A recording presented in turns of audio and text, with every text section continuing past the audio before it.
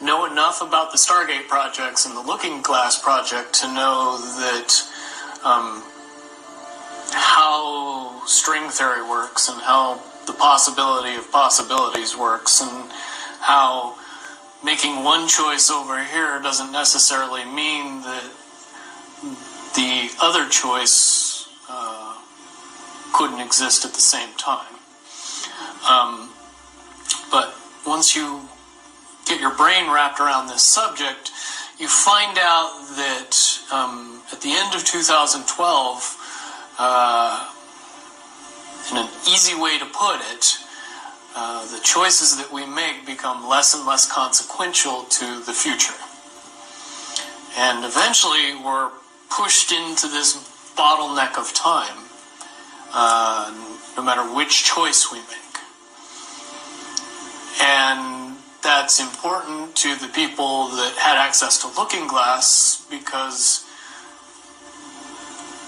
they would use Looking Glass knowing the choices that they would make and the future would pop up. The big mistake was coming up with the possibility of future. And when we started using a computer to say, well, if we make this choice, it's 79% possible that this scenario happens, and 23% are possible, or whatever, you know, I'm using round numbers, that this scenario would happen. The understanding at the time was that was realistic. However, if you go down the road further and free will continues to exercise itself on this game, that 79% possibility sometimes changes very, very fast. But if you look at the situation in a point of time, it seems very realistic that that's the greatest possibility. What happened was people, very smart people, began to figure out that something big was coming up. Something that made it so all the possibilities of all the future scenarios of any choice, any possibility that was fed in and observed through the Looking Glass inherently ended up in the same future. And no decision, no possibility changed past a certain point. That's the big secret.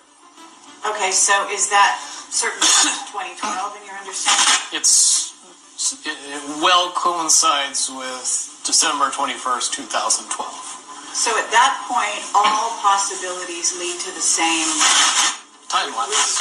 All possible timelines lead to the same basic set of history in the future. And what is that history to you? Did you know that, or did you find that out? That is the big question. That is the big secret. That is what sends everybody that has all of the information, that knows everything, into a blind panic. The people that know everything about Looking Glass, that have gotten all the reports and all the information, the elites of the world, probably figured out that that was the end of the game. And nothing could be manipulated beyond that point. So do you think that's held true? In other words, well, I have about 60 questions, but do you think that's true or holding true, that nothing can be manipulated, that they haven't found a way to manipulate, that that's still the case? I mean, this is knowledge that you would have gained back when? Back when I was in the military, it would have been before 97 when I got in trouble. And it was things that one of my particular areas that I was amazingly intuitive about is problem solving / mission planning, or more specifically, taking a bad mission and fixing it, getting everybody through and out of it. Troubleshooting an optimum future. Exactly. Certainly knowing how string theory and possible futures works makes it so you can work your mind very quickly to see the reality of what's happening and decide what decisions need to be made to change it for a particular outcome. Okay, but at a certain point you said that even the powers that be, so to speak, realized that having even abilities such as yourself, you're talking about, which they, in theory, had even using a computer or a looking glass. Right, they had to use a computer to do it. Right, so in essence, but at a certain point, it's still an end game. It's still, they cannot go beyond a certain point. At a certain point, after they're done hearing the computer tell them, this is what's going to happen, over and over and over and over again, all they become focused on is, how do we fix it? Why? What is this that's going to happen? The inevitable contraction of the timelines. But what does that mean for this reality? Do you know that? I don't know that. What I do know is that I was called in and asked to solve this problem, this timeline contraction problem. And I eventually did my due diligence and did all the investigating and basically only had one piece of information, and that was reinforcement. The computer's right. The timelines will contract down to some inevitable thing that you guys won't tell me about, so I can't help you. But what you're basically, you came back with was, it is inevitable. There is an inevitable event. It's been forecast, it's been predicted, it's been fed to us in a slop trough of what they want us to believe will happen. But they don't. However, they don't actually have control over what happens. They only have control over the reaction, and it seems that no matter what they try to do to cause their desired reaction, it's going to have an opposite effect. Interesting. Now, it's much, much easier for me to explain today what that process is as opposed to back then. But if I had to give it a name, I would say it's the awakening process. It's an evolution of consciousness that cannot, will not, and no matter what decisions or possibilities are injected into the equation, eventually it all resolves down to us all learning the truth and becoming aware of this massive dam of lies that has been built that keep us from knowing massive volume of information that we should otherwise possess. Okay, well that's very, very monumental to be told that from a person in your perspective, who's had your background and your exposure. Is it your understanding that the notion that looking glass has been, that there are various looking glasses around the globe supposedly, that according to Dan Burish were shut down? Is it your understanding they're actually not shut down? I believe that they're shut down because they are all saying the same thing, and they're completely useless at this point. Right. It's like the Wicked Witch, looking into the, magic mirror and always getting the same answer. Well, if you were always getting the exact opposite of the answer that you wanted, you'd stop talking to the mirror. And that's essentially what happened with Looking Glass, is no longer, not only did they not want people to use it anymore because they knew it was just going to burp out the same thing, but at the same time they didn't want anybody else to know what it was saying. I'm sure. Because they would lose control. Because that information was a monumental concern when I was in the military about how to prevent this inevitability. Now, at first, I thought it was end of the world. Now I see end of the world as end of their world. When you're fighting a losing battle and you know you're going to lose, but you still won't lose because you're delusional. Right? Call Haloyam La Yahawah Bahashem Yahawashi Bahashem HaRikahaKodash. Double honors unto the apostles and the elders, a great millstone, of whom I've grown in this truth under. Shalom to the Yakim out there that's pushing the truth, that's laboring in the word, and that's pushing the gospel of the great kingdom that's soon to come. Shalom to the Yakwak that's listening in, that's remaining true to the faith and remaining faithful and submissive to their husbands and guiding their children. And shalom to the hopeful elect, the 12 tribes scattered abroad throughout the four corners of the earth. Peace and blessings to you all. Barakatah. And the little piece that I just said right there was a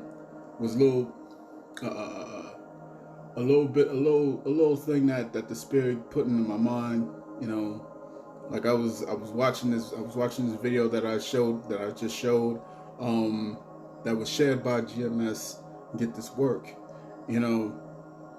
And as I was watching that video, because the only thing that you can surmise, you know, from that video, if you was to put it into a word, it would be inevitability. Inevitability, right? This thing is inevitable. Okay? And when I came up, when I was watching that video, the Spirit came upon me and said, and had me say, when you're fighting a losing battle and you know you're going to lose, but you still won't lose because you're delusional. And, you know, and I had to write that down, man. I had to write that down and add it into this lesson, man. You know, because I was eager to get this lesson out. Like right now, I'm under a YouTube ban. You know what I'm saying? So I can't wait to get this video out. I think they lift up the ban after tonight, I hope. But nevertheless, you know, I'm going to share this. You know what I'm saying? I'm going to share this, right? So let's start off with Isaiah.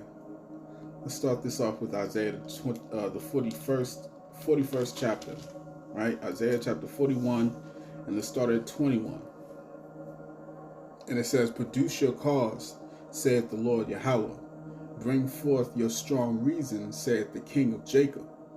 Let them bring them forth, and show us what shall happen.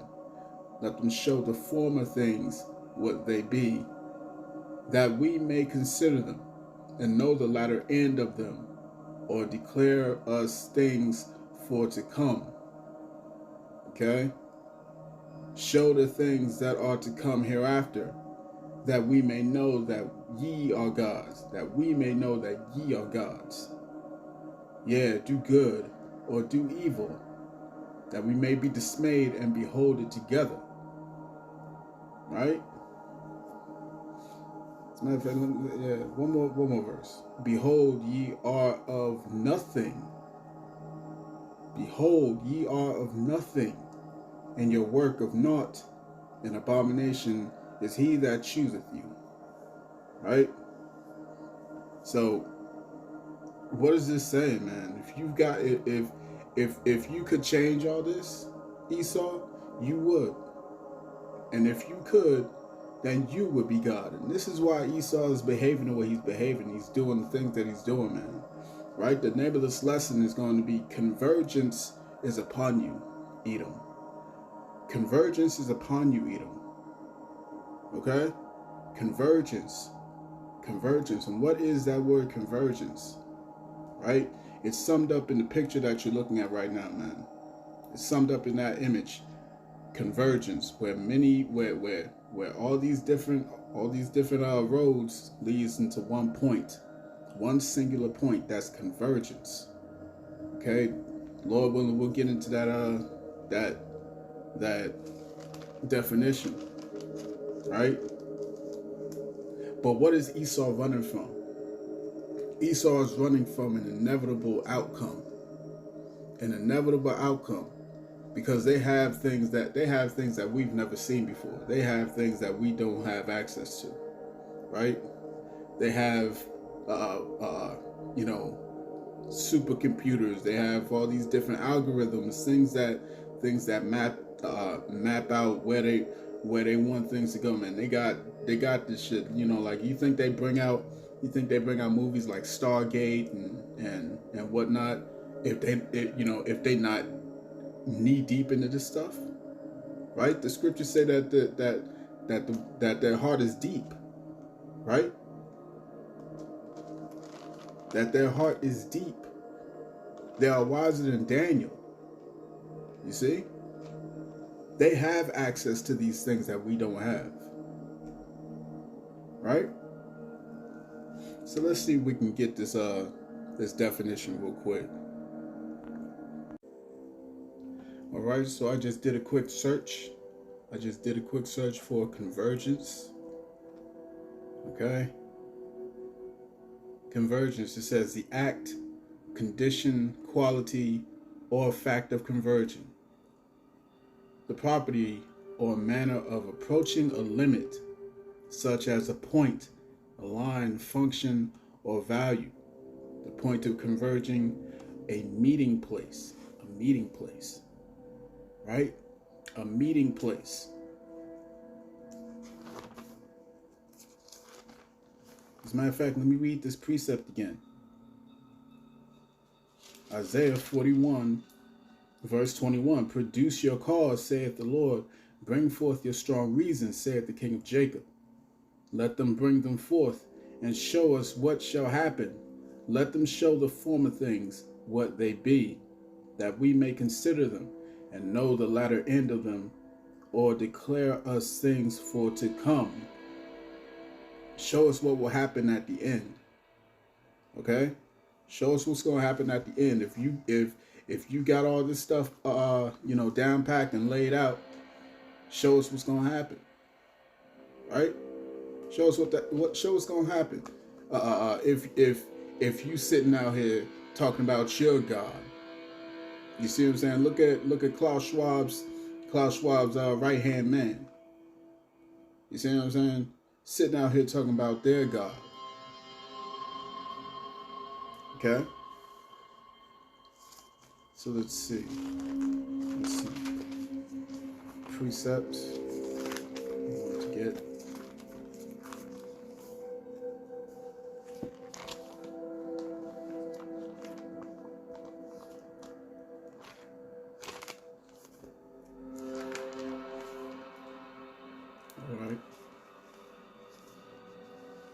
Precept is Habakkuk chapter 2, verse 2. It says, and the Lord answered me and said, write the vision and make it plain upon tables, that he may run that readeth it. For the vision is yet for an appointed time. An appointed time. What does it say right here? The property or manner of approaching a limit, such as a point, a line, function, or value. The point of converging, a meeting place. Okay? For the vision is yet for an appointed time. So let's go to the etymology. Right? I pulled this up also in the etymology here. Oh, Slacky. All right. This is the online etymology dictionary. It says of convergence. Convergence. The noun, in terms of a noun, is a tendency to one point, character or fact of converging, right? From converge and ents. Okay. Let's look up some more. Converge, right? To converge, 1690s. So it originated in 1690s, huh? to tend, to meet in a point or line, from the late Latin convergere,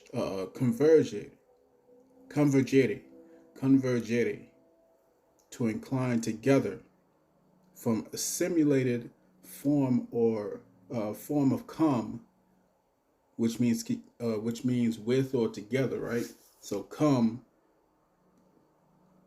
or convergere, to bend, to turn, to tend toward. All right. So convergence, to bend all into one point. Okay. And again, let's go here. Okay. Bending into one point. Convergence. All right. So let's finish this precept out. It says, for the vision is yet for an appointed time, but at the end it shall speak. But at that point it shall speak and not lie. Though it tarry, wait for it, because it will surely come, it will not tarry. Right? Convergence is upon you. And indeed it's upon everyone, man. Because what did that dude say? What did that dude say? He said what? That at the end of it all, what they're trying to prevent is the truth coming out. But it's more than that. It's more than that. It's more than just the truth coming out. It's the destruction that comes with it. You see? Because they would never tell him, even though they had him trying to figure out the problem or fix the problem that they had, to try and alter this timeline or alter this end goal or this end prophecy, right? What was they keeping from them? They was keeping the fact that that destruction is prophesied to happen to them, and that they gonna come into change. The roles are gonna be switched, right? Second Ezra, the 6th chapter, 9th verse is gonna happen. You see what I'm saying? All right, so let's go to Isaiah chapter 48.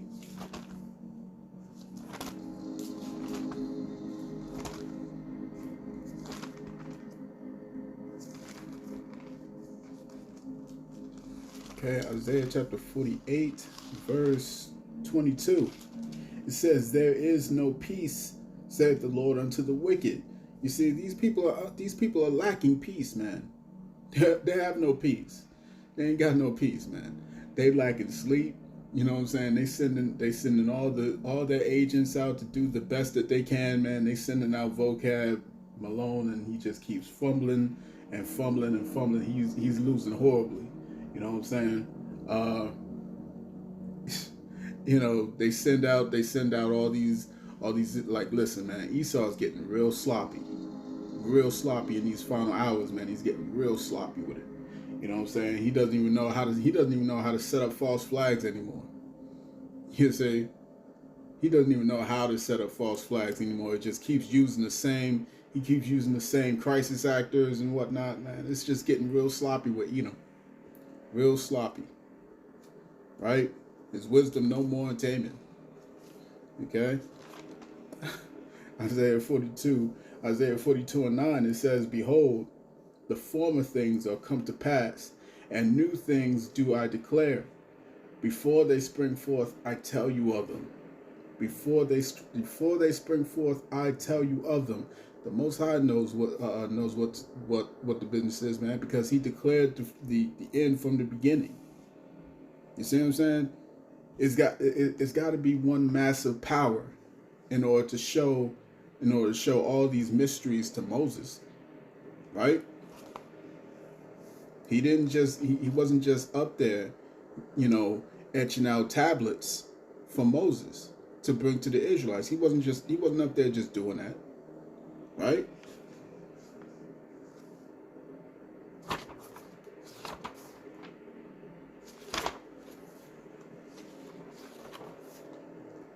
Let's see.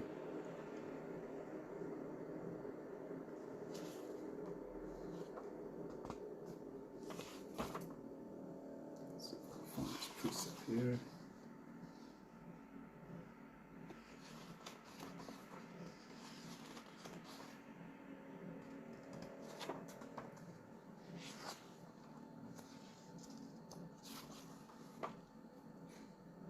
Okay, this is Second Esdras chapter 14. Okay, Second Esdras chapter 14, start at verse 2. And it says, "And I said, Here am I, Lord. And I stood up upon my feet. Then said he unto me, In the bush I did manifestly reveal myself unto Moses, and talked with him, when my people served in Egypt. And I sent him and led my people out of Egypt, and brought him up to the mount of Sinai, where I held him by me a long season," 40 days, right? A long season. Okay? Or Salaki, I believe it was 30 days. Salaki. If I'm not sure if I'm correct on that. It may have been 30. 40 just came to my mind. But where I held him there by me a long season, and told him many wondrous things, and showed him the secrets of the times and the end, and commanded him, saying, These words shalt thou declare, and these shalt thou hide. You see what I'm saying? He showed him many things. He showed him the secrets of the times and the end. He showed him many things, man. He showed him prophets that would be risen up. He showed him kings that would be risen up.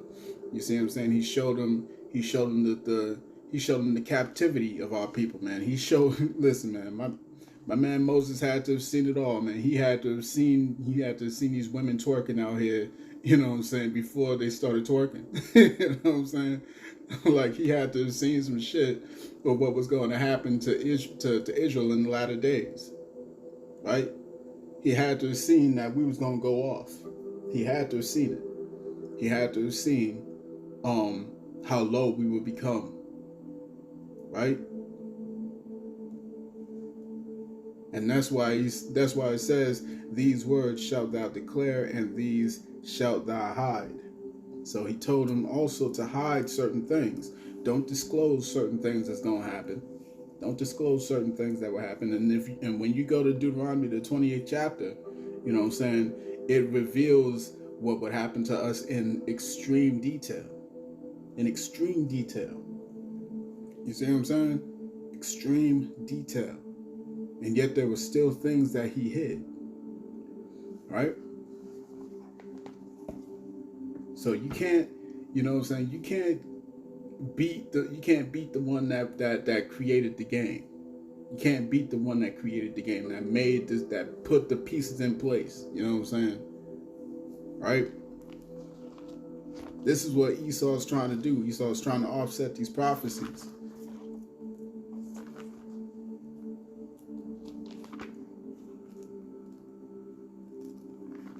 Right? There's one precept I'm looking for.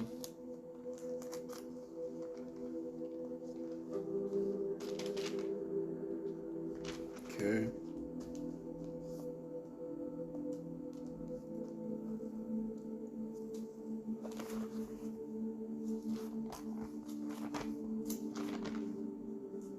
Let's hit Psalms. Here we go. Psalms chapter 115. Psalms chapter 115, verse 3, it says, But our God is in the heavens.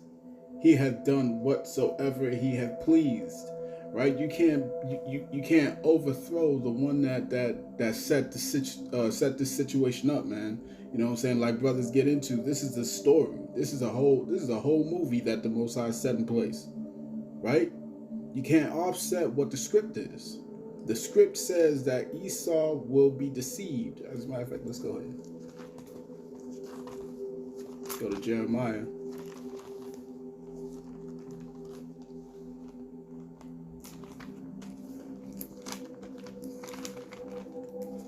Okay, Esau Esau shall be deceived, man. This is Obadiah chapter 1. Obadiah chapter 1 verse 3. It says, the pride of thine heart hath deceived thee, thou that dwellest in the clefts of the rock, whose habitation is high, that saith in his heart, who shall bring me down to the ground? Esau thought that he was that he was going to win this game, man.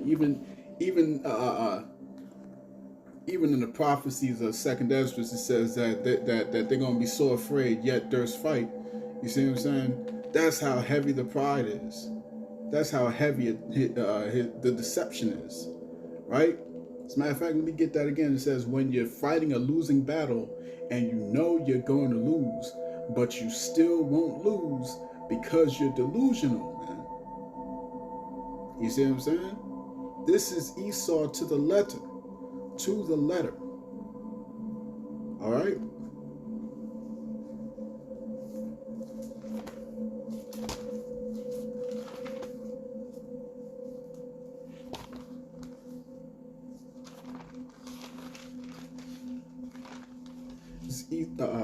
This is Isaiah chapter 43, verse 9. It says, let all the nations be gathered together, and let the people be assembled. Who among them can declare this and show us former things? Who can do that? Who can do that? Convergence is upon you, Edom. There's no getting around that. There's no getting around that. Like the dude brought out the comparison with, you know what I'm saying, the wicked witch, right? And she was looking into the mirror, and she just kept saying getting the right answers from the mirror over and over. She just kept, and I remember that movie, that whole story of Snow White and shit. You know what I'm saying? Always talking to this damn mirror, this ugly ass mirror, telling her that she's beautiful over and over and over. You know what I'm saying? But how would it be if you have this mirror that's telling you over and over and over that you're going to lose, over and over and over, that you're going to be destroyed, right? That your end, your latter end, is nothing pretty, right? And then you think, and this is why Esau is as he's as delusional as he is, man, because he sits here and says, let's get that. I know I'm jumping ahead a couple precepts, man, but the spirits take me here now. So let's go to Wisdom of Solomon.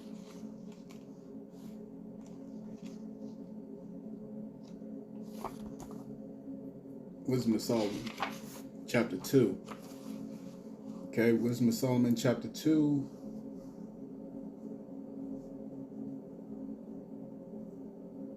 Verse 17, Wisdom of Solomon chapter 2, verse 17, it says, let us see if his words be true, and let us prove what shall happen in the end of him.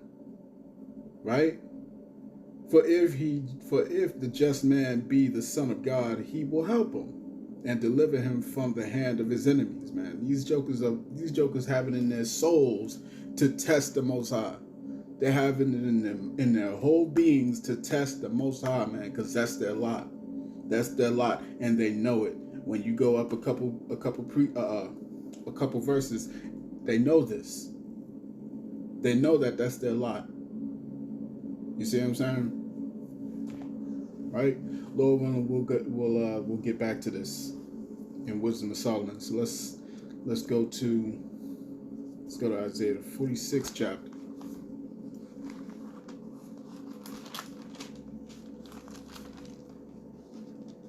Okay, Isaiah 46th chapter.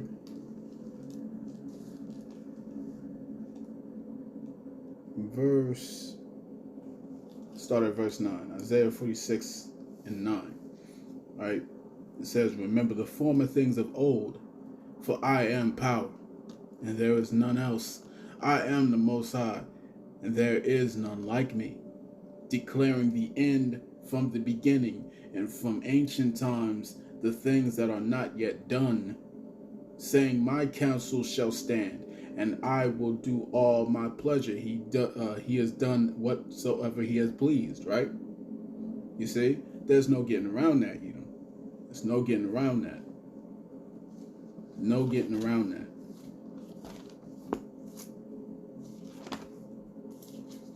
Let's hit Psalms real quick.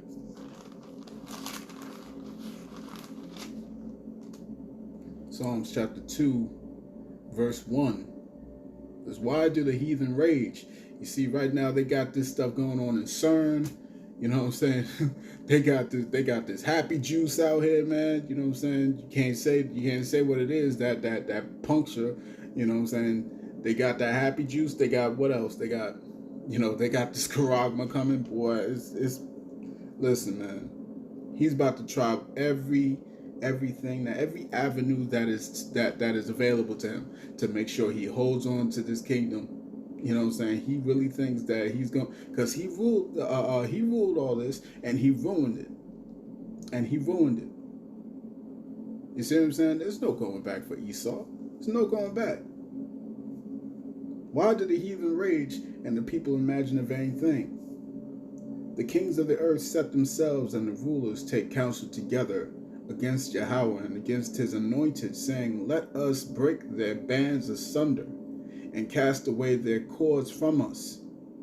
Right? You see? And that's why that's why they're so afraid of this of this final point, you know what I'm saying, this final piece. Because they know that when it's all said and done, what do you say? What did the guy say? He said the truth is gonna come out, right? That this great awakening, you know, this great awakening is what? When everybody finally sees it, when everybody finally knows. 2nd Ezra 16:73, it says, then shall they be known who are my chosen, and they shall be tried as the gold in the fire, man. Then shall it be known. So like, then shall it be known who are his chosen. Right? And then you go into Wisdom of Solomon, the 5th chapter. The reaction of the people.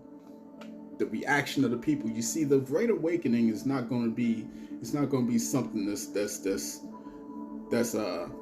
pleasant. It's not going to be something that's pleasant, man. When you get into the scriptures, what does it say? It says that this is the day of darkness. Right? The day of darkness. You see, this guy is trying to present it as in this great awakening is going to be, it's going to be so fantastic, and we're just going to know everything, man. Listen, you don't want to know.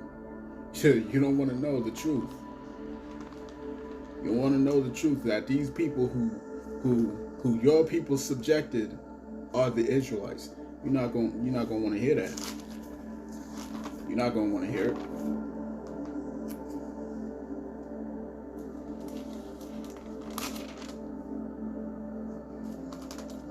Zephaniah chapter 1 verse 14. It says, the great day of the Lord is near. It is near and hasteth greatly. Even the voice of the day of the Lord. The mighty man shall cry there bitterly. The mighty man shall cry there bitterly. You see what I'm saying? When the day of the Lord comes, man, everyone's going to understand. Everyone's going to know, oh yeah, it's going to be truth, man. It's going to be truth springing forth, and everybody's going to see all at once. These are the people. They're going to see this is the Messiah. They're going to see. They're going to see these are the ones that was piloting these chariots. These is what these people are what these chariots are here for. You see what I'm saying? Listen, man, it's about to come, man. It's about to come, and it ain't gonna be a pleasant time. The day of the Lord, that day is a day of wrath, a day of trouble and distress, a day of wasteness and desolation, a day of darkness and gloominess, a day of clouds and thick darkness. That's what this is about.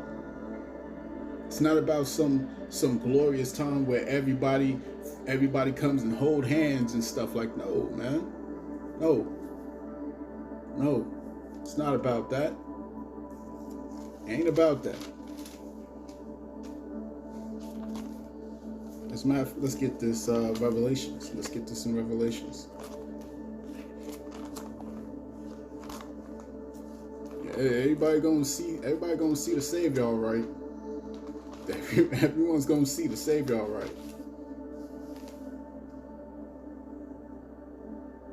This is Revelation chapter 1 verse 7. It says, behold, he cometh with clouds, and every eye shall see him, and they also which pierced him, and all kingdoms of the earth shall wail because of him. Even so, Amen. See what I'm saying? All the nations are going to wail because of him. Everyone's going to be afraid. Everyone's going to be afraid. Everyone's going to be turned up. Their face is going to be turned to paleness. That's what the scriptures say. Their face is going to be turned to paleness, man.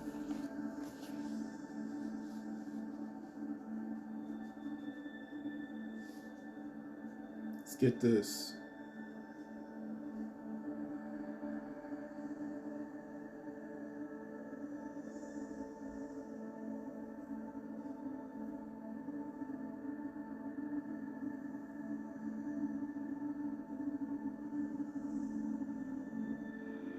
Okay, so let's go to 2 Ezra chapter 13.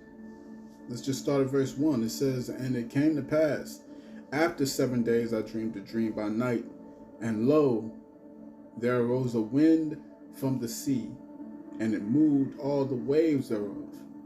Right? When the chariots come, it's gonna be like interdimensional, man. Shit's gonna be warm. Like, I mean, yo, we're gonna see some wild stuff. We're gonna see some wild stuff, man. The Most High is about to make an appearance.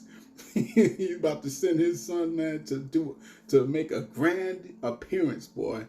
You know what I'm saying? A grand appearance. Joker's gonna be far out, man. People gonna be losing their minds, right? What does it say? It says men's heart failing them. Men's hearts failing them. People gonna have heart attacks, yo. It's gonna be all out crazy. It says, and I beheld, and lo, that man waxed strong with the thousands of heaven. And when he turned his countenance to look, all the things trembled that was seen under him. Everyone's going to tremble when they see him. Everyone's going to tremble when they see him. Everyone's going to be sore afraid when they see him. You see what I'm saying? This ain't some time where people are just going to be singing and dancing and whatnot, like they portray in these churches out here, man. This plantation Christianity. They always display the Messiah as someone that's coming to send flowers and chocolates. That's not how it's coming, man. That's not how it's coming, and Esau knows that. Esau knows that. He knows that. See what I'm saying? He knows that, man. Convergence is coming. Convergence is upon you, Edom. Convergence is upon you. Right? Let's put this over here. Let's go to...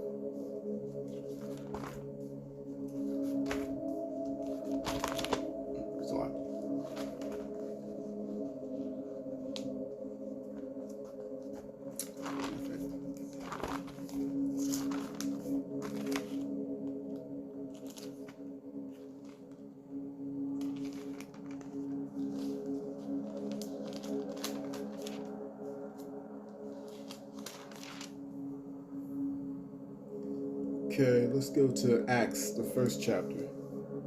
Let's go to Acts, the first chapter. Verse 10. Acts chapter 1, verse 10, it says, and while they looked steadfastly, because what happened? Yahawashi had ascended. Yahawashi had ascended up into heaven, man. By what? By a chariot. By a chariot. You see? As a matter of fact, let's go up. And when he had spoken these things, while they beheld, he was taken up, and a cloud received him out of their sight. And while they looked steadfastly towards heaven, as he went up, behold, two men stood by them in white apparel. These were angels that were speaking to them, right? Which also said, ye men of Galilee, why stand ye gazing up into heaven? This same Yahawashi, which is taken up from you into heaven, shall so come in this like manner as ye have seen him go into heaven. He's going to come back the same way he went. He's going to come back the same way he went. You see? And they depict these things all the time in their movies, right? All the time in their movies they depict it. And it's going to happen. It's going to happen. It's going to be this big, grand reappearance, man. Allow him to reintroduce himself. You see what I'm saying? All the tribes of the earth are going to mourn in that time, man. Okay?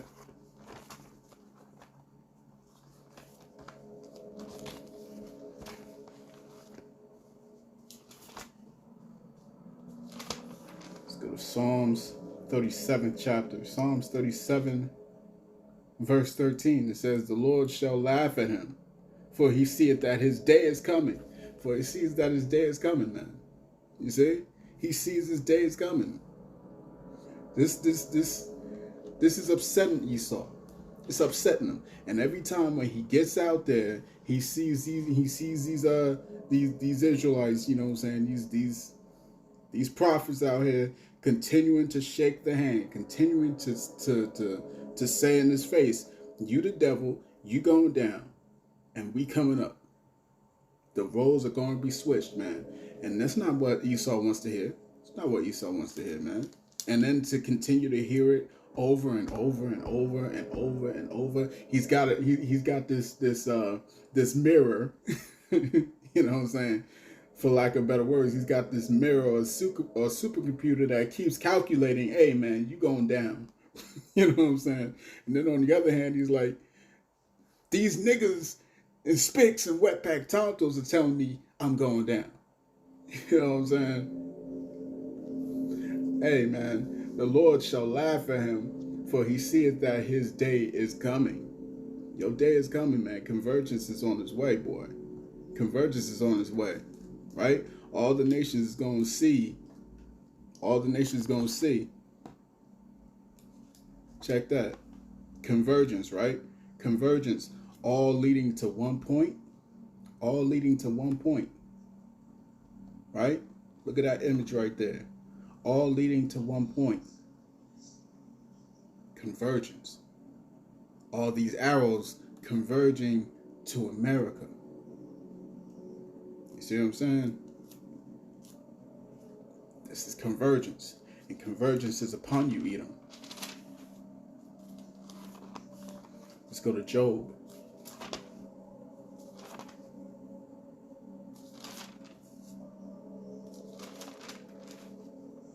All right.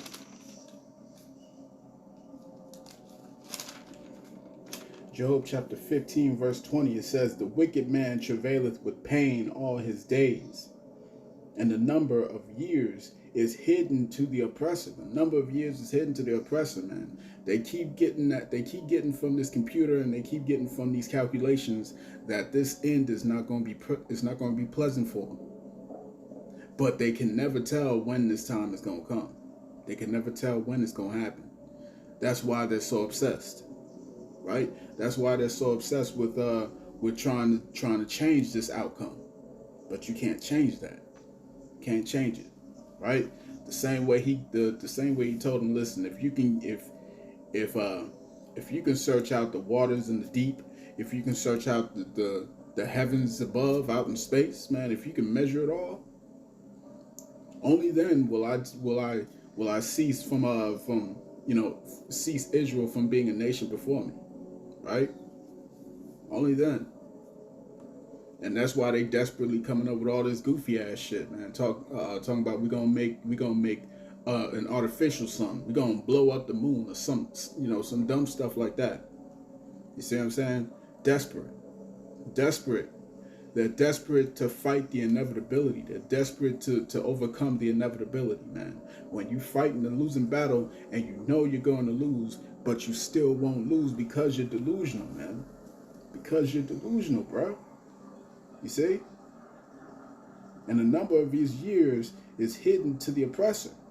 A dreadful sound is in his ears. That's the prophets, man. That's the prophets. That's the prophets.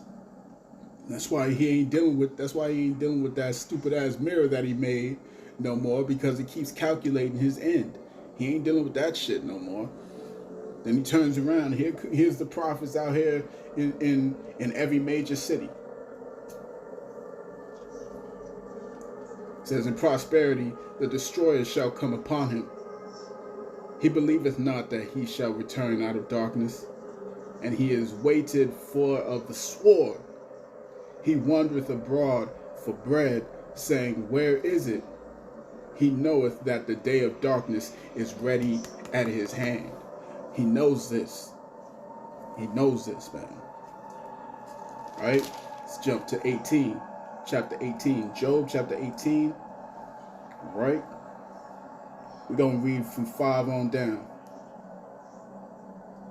Job chapter 18 verse 5. Yeah, the light of the wicked shall be put out, and the spark of his fire shall not shine. The light shall be dark in his tabernacle, and his candles shall be put out with him. The steps of his strength shall be straightened. Meaning having hardship, right? Dealing with hardship. And his own counsel shall cast him down. His own counsel shall cast him down. We're seeing that happening right now with Esau's kingdom. We're seeing it happening. Everybody's dropping his reserve currency. Ain't no more talk about the petrodollar no more. You see what I'm saying? Ain't no more talk about the petrodollar, man.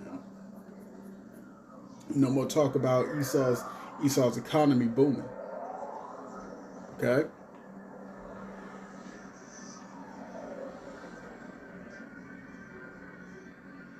Let's see. For he is cast into a net by his own feet, and he walketh upon a snare. The yin, which is another word for trap. The yin shall take him by the heel, and the robber shall prevail against him. The snare is laid for him in the ground. The snare is laid for him in the ground, and the trap for him in the way. Terror shall make him afraid on every side, and shall drive him to his feet. And right now, these Edomites are feeling terror, man. The Edomites, the elites of the Edomites, they are feeling absolute dread and terror. Right? Terror shall make him afraid on every side, and shall drive him to his feet. His strength shall be hunger bitten, and destruction shall be ready at his side. It shall devour the strength of his skin. Even the firstborn of death shall devour his strength. His confidence shall be rooted out of his tabernacles, and it shall bring him to the king of terrors. Shall bring him to the king of terrors, man. The Most High is about to reestablish himself, man. Al-Shaddai is about to be known once again. Al-Shaddai is about to be reintroduced to the world. You see what I'm saying? That same power that caused the massive flood, right? That same power that caused the destruction of Sodom and Gomorrah. That same power that destroyed all of Egypt. That same power. That same power whose people were undefeated in every land that they went to. They're about to understand Yahawah Bahashem Yahawashi. They're about to understand it. You see?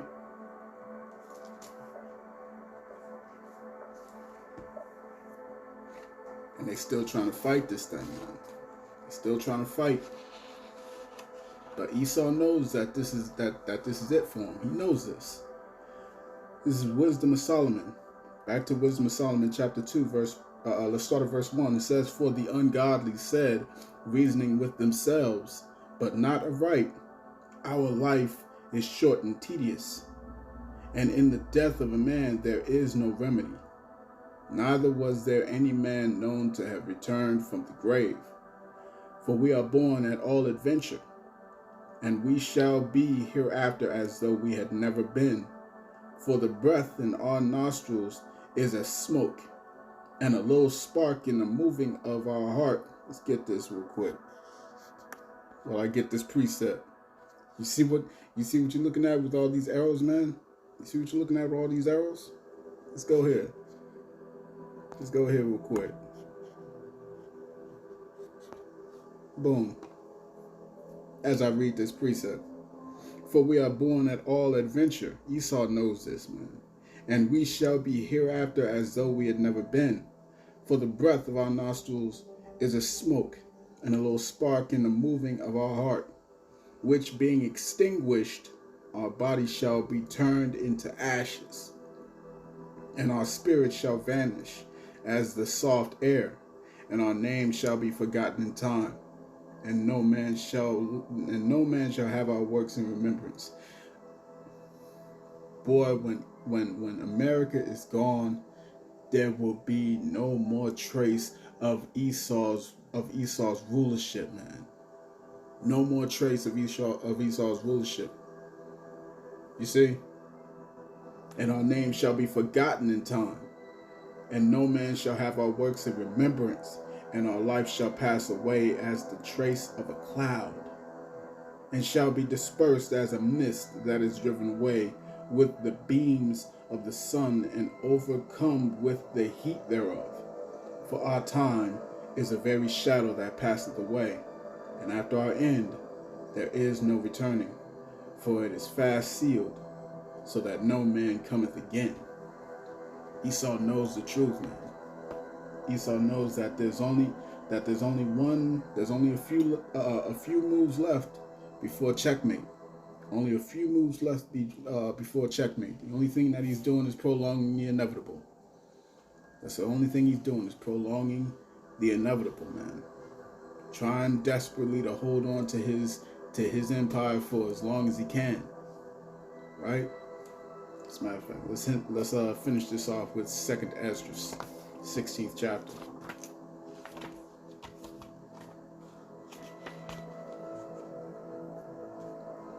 All right.